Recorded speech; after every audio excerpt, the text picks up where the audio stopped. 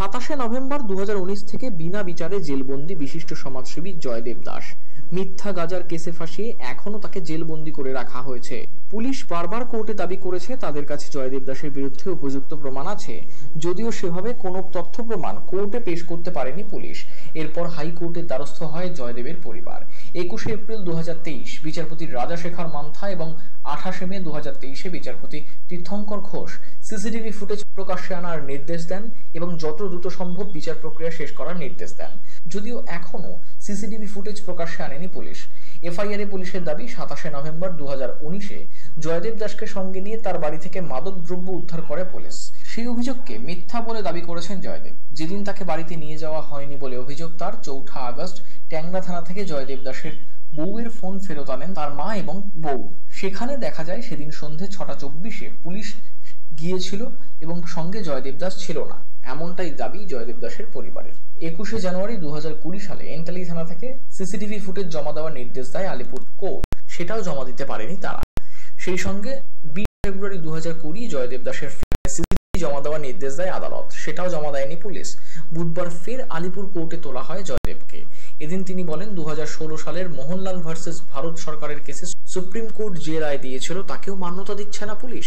সেখানে বলা হয়েছে 52A এনডিপিএস অ্যাক্টে যদি নার্কোটিক কেসে কাউকে ধরতে হয় তাহলে ম্যাজিস্ট্রেটের সামনে নিয়ে গিয়ে নার্কোটিক দ্রব্য ল্যাব টেস্টে পাঠাতে হবে। তা না হলে তাকে দোষী সাব্যস্ত করা যাবে না এবং তাকে বেকসুর খালাস করতে হবে। এদিনও সিসিটিভি ফুটেজ প্রকাশ্যে এনে উপযুক্ত বিচারের দাবি জানান তিনি। এদিন সুপ্রিম কোর্টের রায়ও মানছে না পুলিশ বলে অভিযোগ করেছেন তিনি। তার দাবি পুলিশের কাছে বিচারককে পেশ করার মতো কিছুই নেই, কারণ পুরো ঘটনাই সাজানো, তাই অবিলম্বে তাকে নিঃশর্ত মুক্তির দাবি জানাচ্ছেন। পুলিশ তো কোনো রিকভারি পায়নি, ফলস কেস দিয়েছে। সেটা পুলিশ কোর্টেও প্রমাণ হচ্ছে যে যেখানে সুপ্রিম কোর্ট বলছে যে নিয়ারেস্ট ম্যাজিস্ট্রেট লাগবে, সেখানে নিয়ারেস্ট ম্যাজিস্ট্রেট না এনে, গ্র্যাজুয়েট অফিসার না এনে সে লোকাল থানা চলে আসলো। প্লাস 52 যে জাজমেন্ট সুপ্রিম কোর্ট বলছে যে 52 যদি কমপ্লাই না থাকে সেই কেসকে মান্যতা দেওয়া যাবে না। তার জাজমেন্ট এটা 2016 সার্কুলার, এটা 2016 যে সার্কুলারটা আছে সেটা আছে, যেটা সুপ্রিম কোর্ট 2023-এর জাজমেন্ট যেটা বলছে যে 52 যদি না থাকে সেই কেসকে প্রসিডিংকেই মানা যাবে না। যে এই একটা ইউসুফ ভার্সেস 2023 মোহনলাল জাজমেন্ট ওপরে, আর একটা যেটা আছে মঙ্গিলাল 2023-এর 52 যদি না করে সেই কেসকে মান্যতা দেওয়া যাবে না। সুপ্রিম কোর্ট সে বারবার সেটা আবার আমার আইনের ওপর ভরসা আছে।